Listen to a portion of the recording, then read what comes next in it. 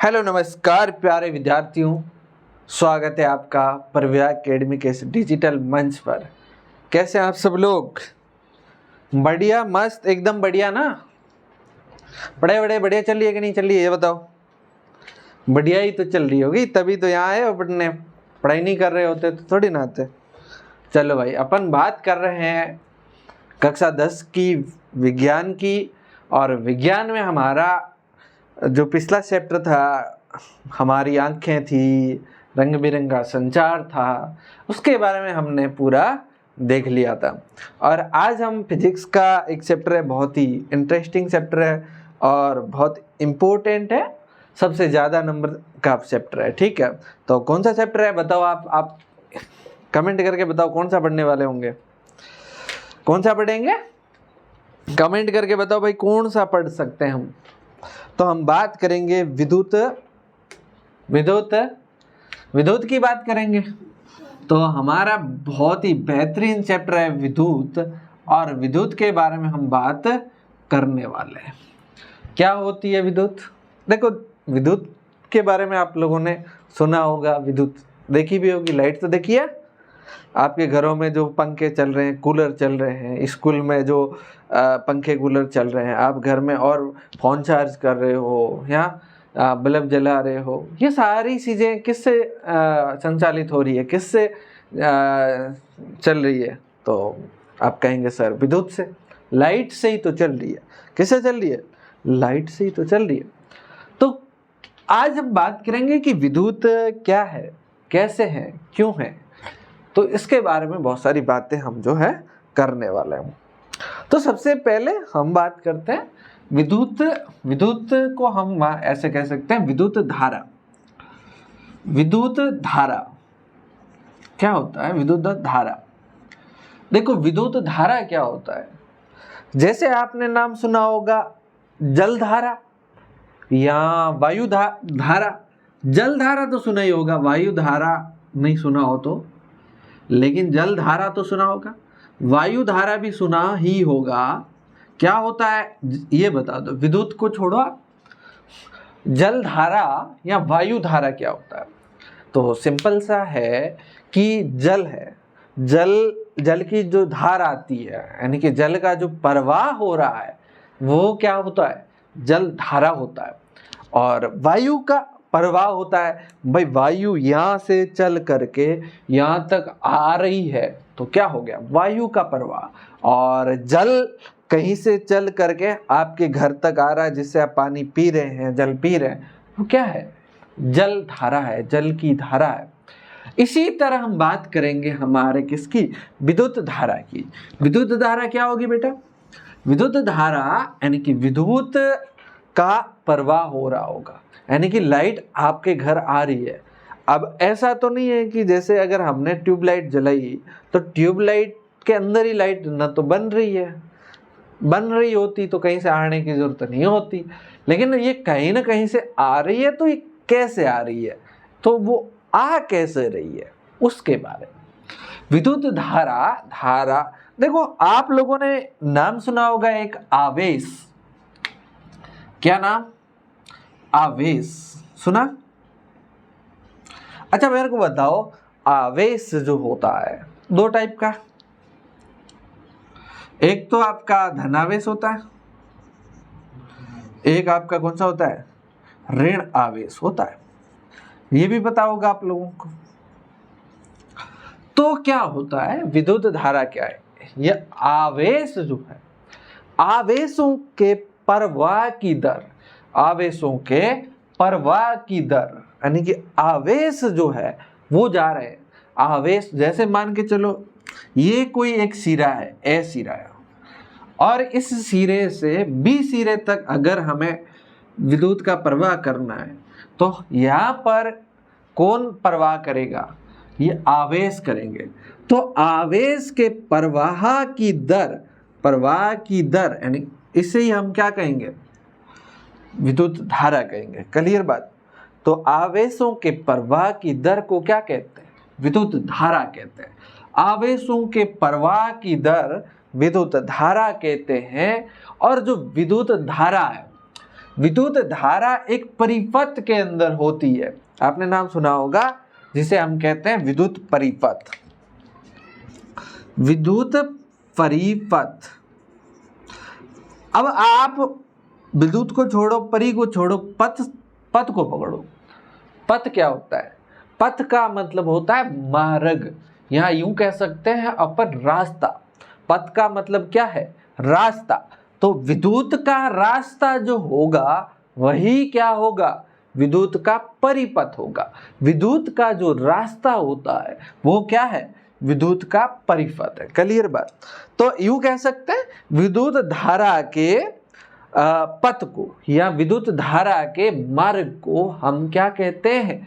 विद्युत परिपथ। अच्छा, विद्युत धारा का जो मार्ग है वो बंद भी हो सकता है, सतत भी हो सकता है और असतत भी हो सकता है। असतत भी हो सकता है। यूं कह सकते हैं यूं कह सकते हैं अपन कि ये बंद भी हो सकता है या खुला भी हो सकता है। सतत का मतलब होता है खुला और असतत का मतलब मान लो बंद है। तो दो तरह के हो सकते हैं, लेकिन सामान्यतः आपसे पूछे विद्युत परिपथ क्या होता है तो विद्युत धारा के मार्ग को हम क्या कहते हैं? विद्युत परिपथ कहते हैं। क्लियर बात? अगर ये दो बातें आप लोगों को अगर समझ में आती है तो हम यहाँ आगे की एक बात और करते हैं। विद्युत धारा जो है, देखो आवेश हमारे दो है। शुरू में हमें इतना पता नहीं चला तो हमने क्या कहा कि जो धनावेश जिस तरफ धनावेश का मार्ग होता है वही विद्युत धारा की दिशा होती है। अब विद्युत धारा की क्या होती है? दिशा होती है। दिशा नहीं होती है? दिशा तो होती है। कैसे दिशा कोई लड़की का नाम तो नहीं। जैसे मान के चलो ये ए पॉइंट है और ये बी पॉइंट है, यहां से हमने तार कनेक्ट किया हुआ है, जोड़ा हुआ है। तो बताओ करंट कहां से कहां आ रहा है? आपको पता चल रहा है? इसमें करंट कहां से कहां आएगा पता थोड़ी चलेगा। तो विद्युत धारा की जब हम दिशा बताएंगे तब हम पता चलेगा। ऐसे दिशा बताई तो हम पता चला ऐसे करंट कहां जा रहा है? बी के अंदर जा रहा है। तो ये जो मार्ग है इसका ये जो है दिशा है। तो दिशा कैसे है कि पहले तो हम बात कर रहे थे कि धनावेश जो है उस साइड में आपकी विद्युत की दिशा होती है, लेकिन हमने बाद में एक बात क्लियर करी कि जो ऋणावेश है, ऋणावेश कौन होता है? इलेक्ट्रॉन ही तो होता है। तो जो इलेक्ट्रॉन जिस साइड जाता है, जिस रास्ते से इलेक्ट्रॉन जाता है उसके उल्टी दिशा में आपकी क्या होगी? विद्युत धारा की दिशा होगी। क्लियर बात? अगर मैं तुम लोगों से कहूं हमारे पास बी से इलेक्ट्रॉन ए की तरफ जा रहा है, बी से इलेक्ट्रॉन कहां आ रहा है? ए की तरफ आ रहा है, तो विद्युत धारा की जो दिशा है वो क्या होगी? तो आप कहोगे सर यहां से ऐसे आ रहा है तो विद्युत धारा की दिशा इसकी उल्टी यानी कि ऐसे हो जाएगी। हो जाएगी कि नहीं हो जाएगी? ये बताओ मेरे को आप, हो जाएगी कि नहीं हो जाएगी? हो जाएगी। तो ये बात विद्युत धारा की दिशा आप लोगों को समझ में आ गई? आ गई कि नहीं आ गई? अब हम बात करते हैं कि अगर मान के चलो अगर ये विद्युत धारा है और ये आपका आवेश है, आवेश को आप Q से लिखते हैं। आवेश को किससे लिखते हैं? Q से लिखते हैं। अच्छा, आवेश का जो मात्रक होता है क्या होता है? आवेश का मात्रक होता है वो होता है बेटा, ध्यान रखना, SI मात्रक। SI मात्रक होता है कूलाम, और कूलाम को किससे लिखते हैं? C से लिखते हैं। SI मात्रक आपके विद्युत धारा आवेश का जो SI मात्रक है, आवेश का जो SI मात्रक है कूलाम है, और कूलाम को हम किससे लिखते हैं? किससे लिखते हैं? C से लिखते हैं। क्लियर बात? चलो नेक्स्ट बात अपन करते हैं विद्युत धारा। तो विद्युत धारा को हम लिखते हैं I से। विद्युत धारा को किससे लिखते हैं? I से। अब इसका फॉर्मूला देखिए, ये I है विद्युत धारा, तो इसका फॉर्मूला ये है कि आवेशों में प्रवाह की दर, जब दर की बात आती है तो समय उसके बट्टे में आता है। तो आवेश यानी कि आवेश बटा समय कह सकते हैं। आवेश बटा समय, ये इसका क्या आ गया? फॉर्मूला आ गया। यानी कि अपन इसको ऐसे लिख सकते हैं Q बराबर I बराबर आवेश को किससे लिखते हैं, Q से लिखते हैं, बटा समय को किससे लिखते हैं, T से लिखते हैं। तो हमारा ये फॉर्मूला निकल कर आ जाता है। तो अगर विद्युत धारा का फॉर्मूला पूछे तो क्या हो जाएगा, I बराबर Q बटा T। अब बताओ, Q आवेश है, T समय है, तो आवेश का SI मात्रक क्या है, SI मात्रक क्या है, कूलाम है, और कूलाम को किससे लिखते हैं, C से लिखते हैं। अच्छा देखो, एक इलेक्ट्रॉन होता है, एक इलेक्ट्रॉन, मान लो ये एक इलेक्ट्रॉन है, तो आप बता सकते हो मेरे को इस पर कितना आवेश होगा, आप बता सकते हो। तो इस पर आवेश होगा बेटा 1.6 इंटू 10 की पावर माइनस 19 कूलाम आवेश एक इलेक्ट्रॉन पर होता है। बहुत कम होता है, 1.6 इंटू 10 की पावर माइनस 19 कूलाम होता है, 19 कूलाम होता है। क्लियर बात। अच्छा देखो, अब ये आपको आवेश मामला समझ में आ गया। अब बात करते हैं समय की। समय है T, और T का SI मात्रक क्या होगा ये बताना मेरे को। SI मात्रक क्या होगा, तो SI मात्रक क्या होगा, मिनट होगा कि घंटा होगा कि सेकंड होगा, तो क्या होगा कमेंट करके बताओ, मिनट होगा कि घंटा होगा या सेकंड होगा, बताओ। तो बताओ, बता रहे हो, बताओ। अच्छा, तो इसका जो SI मात्रक होगा समय का, वो होता है हमारा क्या, सेकेंड। समय का SI मात्रक क्या हो जाएगा, सेकेंड। सेकेंड को किससे लिखते हैं, छोटे s से लिखते हैं।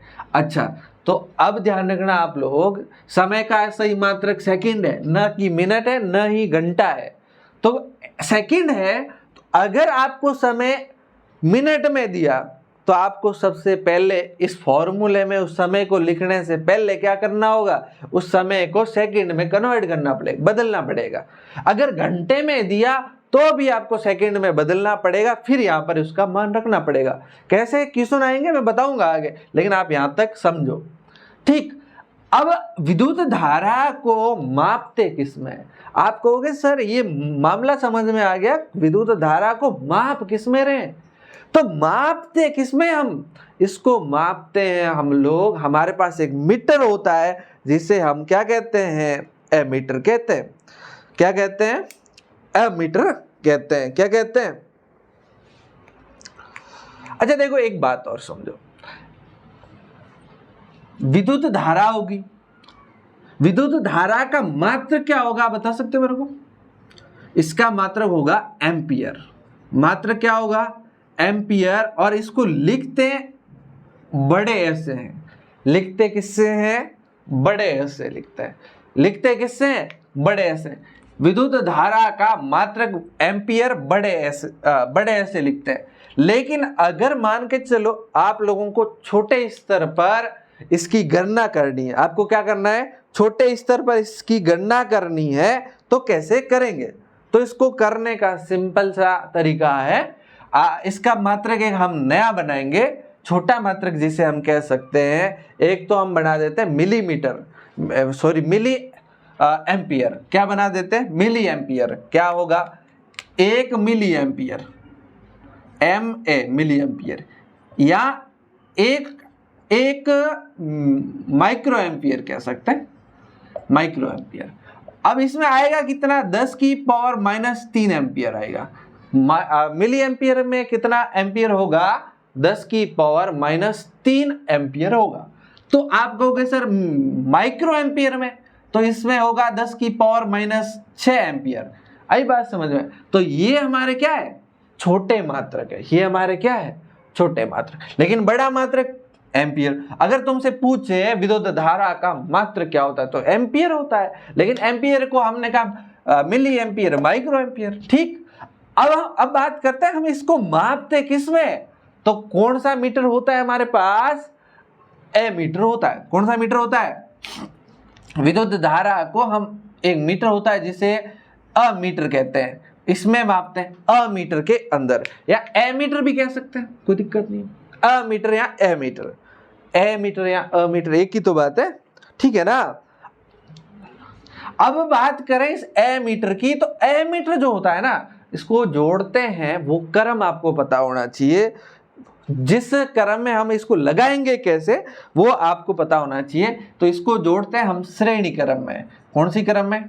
श्रेणी क्रम। हमारे पास दो क्रम होते हैं, एक श्रेणी क्रम होता है, एक समांतर क्रम होता है। क्या होता है आगे पढ़ेंगे, लेकिन अब आप सिर्फ इतना ध्यान रखो कि ये श्रेणी क्रम में इसको जोड़ते हैं। अच्छा, आप कहोगे सर एम्पियर नाम, तो ये भी ध्यान रखना, एम्पियर जो है विद्युत धारा का मात्रक एम्पियर है। ये यहाँ इस पर काम कर रहे थे एक वैज्ञानिक, उसके नाम पर ये नाम रखा एम्पियर, जिसका नाम था आपका आंद्रे मैरी एम्पियर। क्या नाम था, कहीं कहीं पर लिख लेते हैं, आंद्रे मैरी एम्पियर करके एक वैज्ञानिक थे जो इस पर काम कर रहे थे। तो उन्हीं के नाम पर ये नाम क्या रख दिया, इसका मात्रक का नाम रख दिया एम्पियर।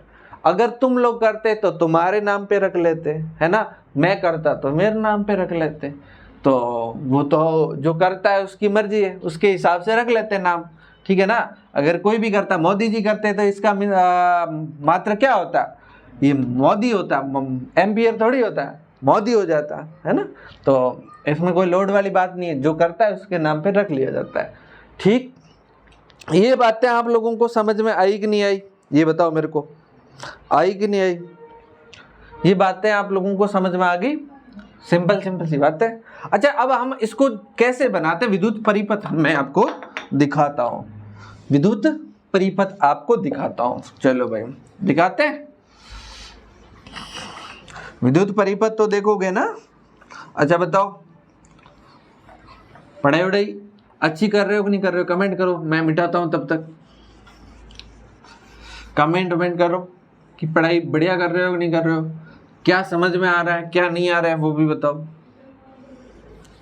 क्या समझ में आप लोगों को आ रहा है क्या नहीं आ रहा है ये भी बताओ फटाफट। चलो, अपन को क्या बनाना है, विद्युत एक परिपथ बना रहे हैं हम, कैसे क्या होता है उसके बारे में देखो। सबसे पहले हम लोगों को एक देखनी होगी बैटरी।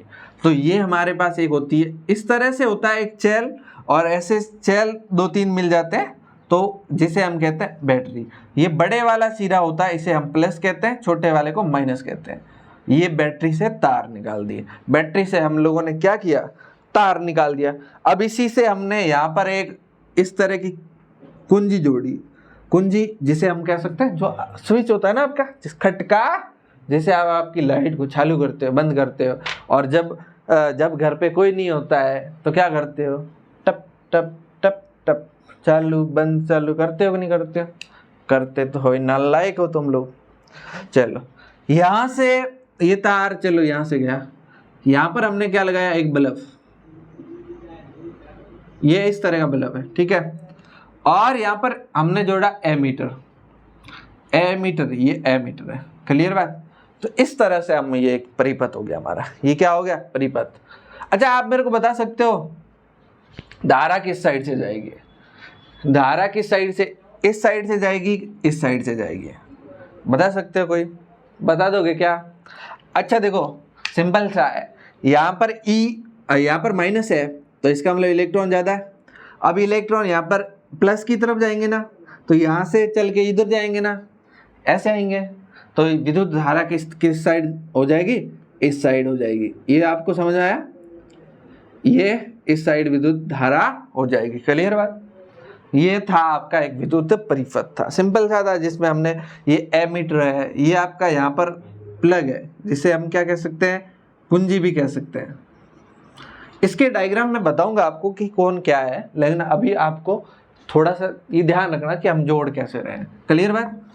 चलो भाई, अब हम बात करेंगे। अच्छा, क्वेश्चन देखते हैं, आपकी एनसीईआरटी के अंदर दिया हुआ है, सिंपल सा क्वेश्चन है, उसको करने की कोशिश करते हैं। क्या दिया हुआ है, एक विद्युत बल्ब है, एक क्या है, विद्युत का बल्ब है, ठीक है। उस तंतु से, बल्ब के तंतु से 0.5 विद्युत धारा, 0.5 एम्पियर विद्युत धारा जा रही है। 0.5 एम्पियर क्या है, विद्युत धारा का मतलब आई है, आई का मान कितना, 0.5 एम्पियर है, क्लियर बात। फिर विद्युत धारा 10 मिनट के लिए प्रवाहित हो रही है। 10 मिनट क्या है आपका, 10 मिनट क्या आपका टाइम है प्रवाहित हो रही है, ठीक है। अब क्या कह रहा है, किसी विद्युत परिपथ में विद्युत आवेश का परिणाम बताना है, आपको Q का मान ज्ञात करना है।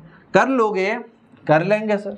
कैसे? सिंपल सा, याद करो वो फॉर्मूला, बताओ याद करो क्या था, I बराबर Q बटा T था कि नहीं था। अब हमें Q ज्ञात करना है, तो बताओ इस T को इसके गुणा में ले आऊं, Q बराबर IT होगा कि नहीं होगा, होगा कि नहीं होगा।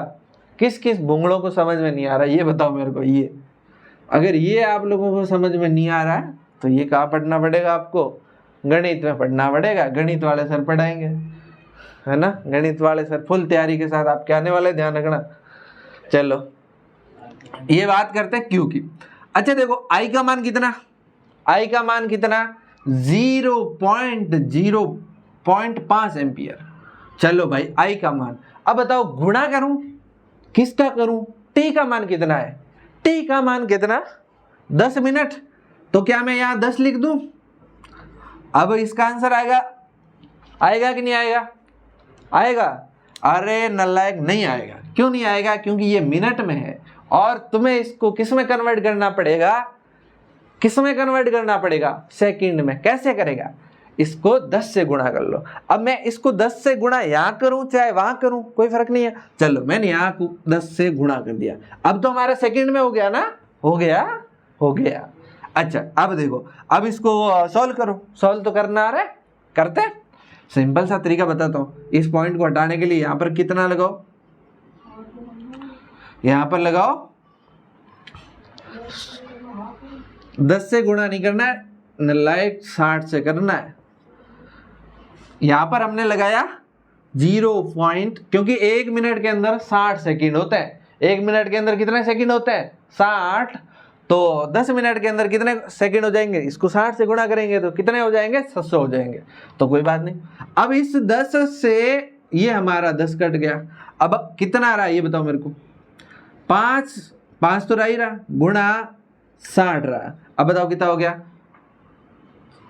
60 को गुणा करो, 6 पंजे 30 और 0 ये 300 आ गया। अच्छा बताओ अब इसका मात्रक क्या है, C कुलाम होगा ना, Q का मात्रक कुलाम, C ये आंसर आ जाएगा। 300 कुलाम जो होगा ये इसका क्या हो जाएगा, विद्युत का आवेश हो जाएगा। क्लियर बात। अगर आप लोगों ने ये 10 रख लिया और ये 60 से गुणा नहीं किया, यानी कि इसको सेकंड में नहीं बदला। अच्छा बताओ मेरे को, अगर एक बात बताओ मेरे को, अगर ये घंटे में होता तो क्या, कैसे बदलते हैं। मान लो ये 10 घंटे दिए होते तो आप कैसे करते, पता है कैसे बदलना है। तो इसको बदलने के लिए आप लोगों को क्या करना होगा, तो आपको करना होगा 10 को गुणा करो 60 से, 60 से किया तो ये मिनट में बदल गया। अब मिनट को वापस सेकंड में बदलना है तो इसको 60 से करते, तो अब आपका आंसर आता, ये जो आता ना टाइम, ये किस में आता, सेकंड के अंदर आता। क्लियर बात। ये सिंपल सी बातें हैं, ये आप लोगों को ध्यान में होनी चाहिए। क्लियर। चलो भाई कितना टाइम होगा, 20 मिनट से ऊपर की नहीं। चलो तो ये चीजें आप लोगों को समझ में आ गई, ठीक है ना। चलो अब एक सिंपल सी बात कर लेते हैं, क्योंकि आज की क्लास हम ज़्यादा लंबी नहीं खींचने वाले हैं, शॉर्ट में अब इतना समय बहुत हो गया। लेकिन एक बात करते हैं कि तार के भीतर आवेश जा कैसे रहे, तार के अंदर आवेशों का प्रवाह कैसे हो रहा है। आप कहोगे सर खुली जगह में तो ठीक है आराम से चले जाते, तार इतना कठोर है तो तार में कठोर होते हुए भी कैसे जा रहा है, तो ये चले जाते हैं। इसमें क्या होता है, विभवांतर बनता है, एक जगह जो है इलेक्ट्रॉन ज़्यादा हो जाते हैं, दूसरी जगह कम हो जाते हैं, जिससे इनका कम, ज़्यादा से कम की ओर प्रवाह होता रहता है। ज़्यादा से कम की ओर क्या हो जाता है, प्रवाह हो जाता है। तो इससे आपका क्या हो जाता है, इससे आपका विद्युत धारा, यानी कि विद्युत धारा चलने लगती है। यानी कि कहने का मतलब ये है कि जब आप कोई भी ठोस वस्तु है, ठोस, मान लो आपका ये तार है, कॉपर का तार है, कॉपर का तार है, तो इसमें क्या होगा, इलेक्ट्रॉन जो है ऐसे ही प्रवाहित होते हैं, ऐसे ही प्रवाहित होते हैं। इनके वैसे इनके बीच बहुत छोटी छोटी जगह भी तो होती है, तो यहाँ पर इलेक्ट्रॉन आसानी से प्रवाहित हो जाते हैं। क्लियर। नेक्स्ट अपन बात करते हैं, थोड़ी सी बात है विद्युत की, विद्युत विभव की बात करते हैं, और एक बात करते हैं विभवांतर की। तो बात करते हैं विभवांतर। क्या होता है विभवांतर? तो देखो, अगर मान के चलो, देखो यहाँ ये एक तार है, तो क्या इस तार से यहां से करंट यहां आ रहा है कि नहीं आ रहा है? आता है, आता है करंट, तार में करंट आता है क्या? यहां से नहीं आएगा। क्यों नहीं आएगा? कुछ तो लपड़ा है। मान लो ये पाइप है, ऐसे सीधा पड़ा है, और यहां से पानी यहाँ जाएगा क्या? ये यहाँ मान लो पाइप पानी पड़ा है, ये पानी है, तो यहां से पानी यूं होके क्यों नहीं जा रहा है? जाता है क्या? या इसको ऐसे सीधा खड़ा कर दूं तो क्या पानी ऊपर जाएगा? नहीं जाता है। क्यों नहीं जाता है? इसके पीछे कुछ कारण है।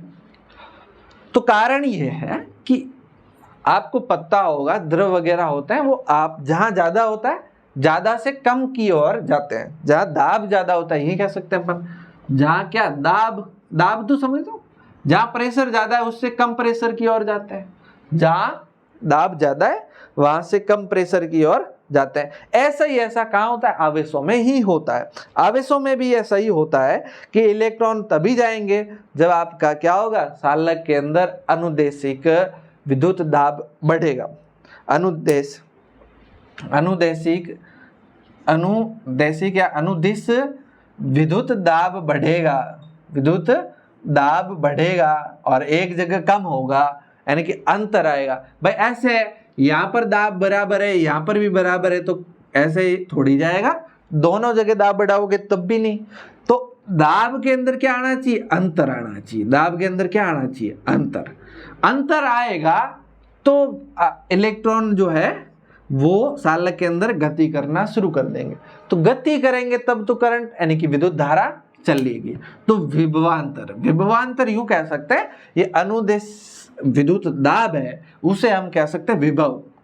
तो विभव है, मान लो दो तार है, ये एक ए है और इस तार का दूसरा सिरा बी है, और इन दोनों के बीच जो विभव है, मान लो इसका विभव है कोई इसका x विभव है, इसका मान लो कितना विभव है x, और इसका मान लो y विभव है। तो यहां से इधर अगर विद्युत धारा चलेगी तो कैसे चलेगी? विद्युत धारा इधर चलेगी तो कब चलेगी? जब इन दोनों के विभव, मान लो इसका विभव x है और इसका y है, दोनों में अंतर है, और ये x है बड़ा है और ये विभव कम है, ये ज्यादा है और ये कम है, तो यहाँ से इधर विद्युत धारा चलना शुरू हो जाएगी। क्लियर बात? तो कहने का मतलब ये है कि विभव, दो चीरों के विभव के बीच अंतर को विभवांतर कहते हैं। दो चीरों के बीच विभव के अंतर को क्या कहते हैं? विभवांतर कहते हैं। यहां अपन ये भी कह सकते हैं अनुदिश, किसी सालक के दो चीरों के अनुदिश विद्युत दाब में अंतर, विद्युत दाब में अंतर को क्या कहते हैं? तो क्या कहते हैं अपन? विभवांतर कहते हैं। और जैसे आप लोगों ने देखा होगा, सेल है, सेल है, यहाँ क्या है? बैटरी है, ये क्या करते हैं? विभवांतर बनाते हैं। ये क्या करते हैं? विभवांतर पैदा करते हैं। मान लो हमने, ये हमारे पास एक क्या है? बैटरी है, और हमने इसको दो सिरों से किसी को जोड़ा, तो यहाँ से ये बल्ब जोड़ा, तो अब यहाँ से विद्युत धारा तभी तो जाएगी जब इस सेल से करंट होगा। अब ये करंट क्या कर रहा है? यहाँ और यहाँ दो सिरों के बीच विभवांतर पैदा करता है। विभवांतर पैदा करता है तभी तो यहाँ से इलेक्ट्रॉन चल के यहाँ से होते होते यहाँ आता है, और यहाँ आता है, तब वहाँ से विद्युत धारा चलती है, तो ये बल्ब तो जलता ही है। जलता है कि नहीं जलता है? यानी कहने का मतलब विद्युत धारा प्रवाहित तब होती है जब बैटरी, सेल वगैरह ये विभवांतर पैदा करते हैं। जब विभवांतर होगा तभी तो विद्युत धारा चलेगी, उससे पहले नहीं चलेगी। तो ये सेल या बैटरी वगैरह ये क्या करते हैं? इनके अंदर पहले अपनी रासायनिक ऊर्जा होती है। इनके अंदर क्या होती है? रासायनिक ऊर्जा, और ये खर्च करते हैं किसमें? विभवांतर बनाए रखने में। इसीलिए धीरे धीरे इनके अंदर की रासायनिक ऊर्जा खत्म हो जाती है ना, तो सेल, बैटरी वगैरह काम करना बंद कर देते हैं। उसके बाद आप हो सकता है तो बैटरी चार्जिंग वाली है तो चार्ज कर लो, नहीं तो कोई नहीं, बैठे रहो, रोते रहो, है ना। कहने का मतलब ये है कि ये क्या करते हैं, विभव उत्पन्न करते हैं। या ये कह सकते हैं विभवांतर को अब आसान भाषा में, हमारी विज्ञान की भाषा में समझते हैं कि दो सिरों के बीच विभवांतर क्या है कि दो सिरे हैं, दो सिरे हैं, उनके बीच कोई एक आवेश Q आवेश के प्रवाह करने के लिए जितना कार्य किया जाता है, Q आवेश का प्रवाह करते हो उस वक्त जितना कार्य किया जाता है वो क्या है, किया गया कार्य ही विभवांतर है। जो विभवांतर होता है इससे हम V से लिखते हैं। विभवांतर को किससे लिखते हैं, V से लिखते हैं। तो कार्य को किससे लिखते हैं पता है आपको, कार्य को लिखते हैं W से, कार्य को W से, यानी कि ऐसे कह सकते हैं विभवांतर बराबर कार्य, किया गया कार्य, ये कह सकते हैं अपन किया गया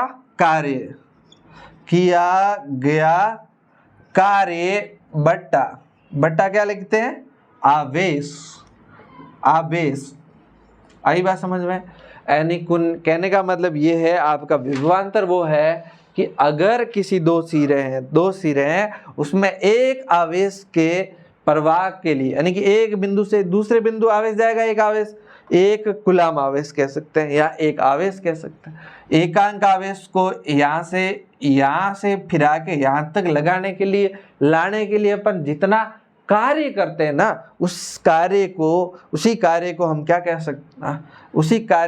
कहते हैं, विभवांतर कहते हैं। विभवांतर को हम V से लिखते हैं तो कार्य को किससे लिखते हैं, W से, तो बट्टा Q आवेश। अच्छा, कार्य का मात्रक जो होता है वो ध्यान रखना जूल होता है, और जूल को किससे लिखते हैं, J से लिखते हैं। क्लियर बात, ये बातें आप अब विभवांतर का मात्रक क्या होगा, तो विभवांतर का मात्रक जो होता है, विभवांतर का जो मात्रक होता है वो भी वोल्ट होता है। क्या होता है, वोल्ट।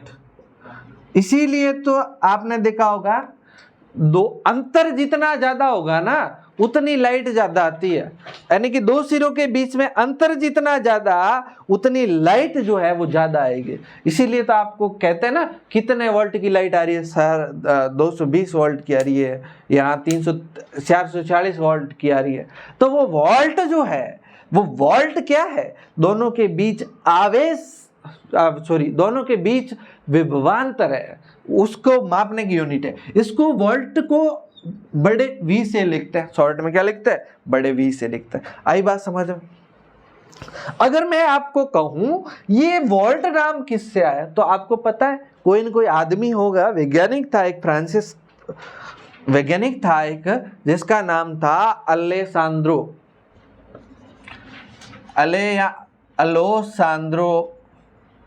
वोल्टा। इस नाम का एक वैज्ञानिक हुआ, अलेसांद्रो वोल्टा नाम का एक वैज्ञानिक हुआ, उसने इस पर काम किया, इसलिए इसके नाम पर इसकी यूनिट, ये ऐसा ही मात्रक बता रहा हूं मैं, ध्यान रखना। और क्यू कूलाम, ठीक है, C से लिखते हैं, आवेश का यूनिट है या मात्रक है क्या है, कूलाम। इसको किससे लिखते हैं, C से लिखते हैं। क्लियर बात। अगर मान के चलो एक आवेश को ले जाने के लिए 1 जूल कार्य किया जाता है तो जो विभवांतर होगा वो कितना हो जाएगा, 1 वोल्ट हो जाएगा। अब इसको मापते हैं किसमें, कोई मीटर वीटर है कि नहीं है, या बिना मीटर के माप रहे हैं, तो मीटर है। आप लोगों ने नाम तो सुना होगा वोल्ट मीटर। क्या नाम सुना है, वोल्ट मीटर।